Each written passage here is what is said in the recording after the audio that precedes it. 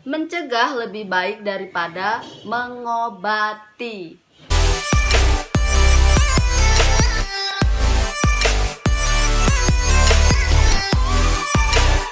Assalamualaikum warahmatullahi wabarakatuh. Welcome back to my channel. Hari ini saya akan mau membahas tentang apa itu ISK atau infeksi saluran kemih. Sebelum saya masuk ke bincang-bincang saya sendiri, teman-teman jangan lupa di subscribe dulu agar saya lebih semangat lagi membuat video-video berikutnya. Oke?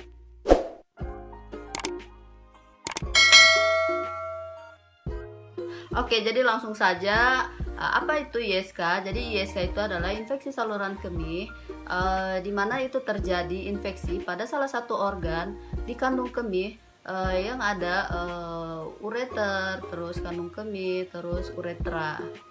Untuk infeksi saluran kemih ini dibagi menjadi dua, yaitu ISK di bagian atas dan juga ISK bagian bawah. ISK bagian atas itu ada pada kandung kemih, itu ada di ginjal dan juga pada ureter.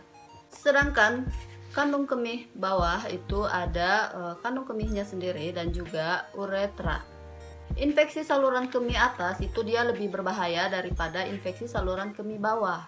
Karena ISK atas itu dia lebih memicu terjadinya urosepsis. Urosepsis itu kondisi ketika bakteri di ginjal itu dia terinfeksi terus dia menyebar ke darah kita. Jika terjadi urosepsis pada kita itu maka kita akan mengalami tekanan darah rendah, bisa jadi kita juga terkena shock dan juga bisa kepada kematian ya teman-teman. Bisa dibilang juga infeksi saluran kemih ini sangat berbahaya jika tidak diobati dengan cepat. Teman-teman, jadi infeksi saluran kemih ini dia sangat rentan terkena kepada wanita. Karena apa? Karena ukuran uretra kita itu sangat pendek dibandingkan dengan pria, dan uretra kita ada itu dia lurus, nggak belok-belok. Kalau punya cowok kan suka belok, jadi uretra itu adalah kayak selang kencing gitu loh. Untuk uretra wanita ini yang pendek dan lurus itu dia sangat memudahkan kuman untuk masuk ke dalam uretra ini, jadi bisa menyebabkan kita terjadi infeksi saluran kemih. Teman-teman yang di sini yang menonton video ini pasti teman-teman banyak yang suka menahan kencing. Jadi teman-teman, menahan kencing itu sangat kurang baik. Jadi untuk yang kebiasaan suka menahan kencing lebih baik dibuang jauh-jauh kebiasaan itu. Karena apa? Karena menahan kencing itu adalah salah satu resiko kita kena infeksi saluran kemih. Langsung saja, ini ada gejalanya yang sering orang alami. Alhamdulillah saya tidak pernah mengalaminya dan saya tidak pernah meminta-minta kena ISK. Gejala umumnya merasakan nyeri pada kandung kemih, terus nyeri pada perut bagian bawah, terus ada nyeri pada selangkangan dan juga nyeri pada tulang panggul. Keadaan nyerinya itu dirasakan pada saat buang air kecil, terus pada saat berhubungan. Untuk aroma air kencing ini dia berbaunya busuk, terus dia tidak berhenti untuk pergi kencing, jadi dia terus bolak-balik ke kamar mandi gitu ya. Terus untuk warnanya itu ada kuning pekat, gelap, dan juga keruh. Terus ini dia adanya dorongan-dorongan untuk terus mau buang air kecil gitu ya. Perut bagian bawah merasa tegang dan juga pada saat buang air kecil bisa jadi ada berdarah atau darah yang keluar, bukan air kencing ya. Terus badan kita itu terasa demam, terus nggak nyaman dan juga kita kelelahan banget gitu ya. Padahal kita nggak kerja apa-apa. Dan ada juga iritasi pada misfi kita dan juga kram-kram.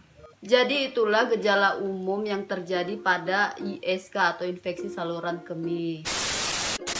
Teman-teman, ayo kita cegah terjadinya infeksi saluran kemih pada diri kita sendiri sebelum itu dia menyerang kita duluan. Mencegah lebih baik daripada mengobati. Untuk itu teman-teman, mari kita mencegahnya sebelum terjadi ya. Untuk yang pertama kita bisa cegah jangan menahan-nahan kencing seperti yang saya bilang tadi. karena itu kurang bagus kalau kita menahan kencing. Terus teman-teman kalau kencing biasakan cebok dengan dari atas terus ke bawah, jangan dibolak-balik gini ya, karena kumannya itu nanti bisa bolak-balik juga gitu. Selanjutnya ada minum air banyak, karena minum air banyak itu dia bisa mencegah terjadinya ISK. Teman-teman jangan pakai sabun yang wangi atau yang wangi banget terus pH-nya juga terlalu tinggi, karena itu bisa buat iritasi pada misfi kita. Orang yang sudah mengalami infeksi saluran kemih ini, mereka itu biasanya orang yang bekerja lebih dari 8 jam. Karena orang yang bekerja lebih dari 8 jam, mereka itu jarang mengganti celana dalam, biasanya seperti itu ya. Penggunaan celana dalam lebih dari 8 jam itu juga kurang bagus, karena dia itu bisa jadi faktor dari terjadinya ISK itu. Jadi untuk teman-teman yang bekerja lebih dari 8 jam, mereka harus membawa cadangan celana dalam. Jadi setiap 4-6 jam mereka harus ganti celana dalam. Dan yang terakhir teman-teman, jangan terlalu pakai celana dalam yang ketat, karena dia akan meningkatkan kelembapan misfi kita. Oke teman-teman, itu tadi penjelasan saya apa itu ISK, terus ada gejalanya apa aja, dan juga cara pencegahan pada umumnya yang simple-simple gitu ya. Teman-teman yang merasakan adanya gejala-gejala infeksi saluran kemih tadi yang sudah saya bilang, lebih baik teman-teman langsung pergi periksa ke dokter umum, karena di sana nanti kalian bisa konsultasi dengan dokter, dan juga pasti dokternya akan kasih kalian obat antibiotik untuk menghilangkan infeksi itu. Jadi jangan dibiarkan infeksi saluran kemih ini menyerang kita, karena ini sangat berbahaya jika tidak diobati. Oke teman-teman, terima kasih sudah menonton video saya ini, dan juga semoga bermanfaat buat teman-teman. Sekian dari saya. See you next video. Bye bye.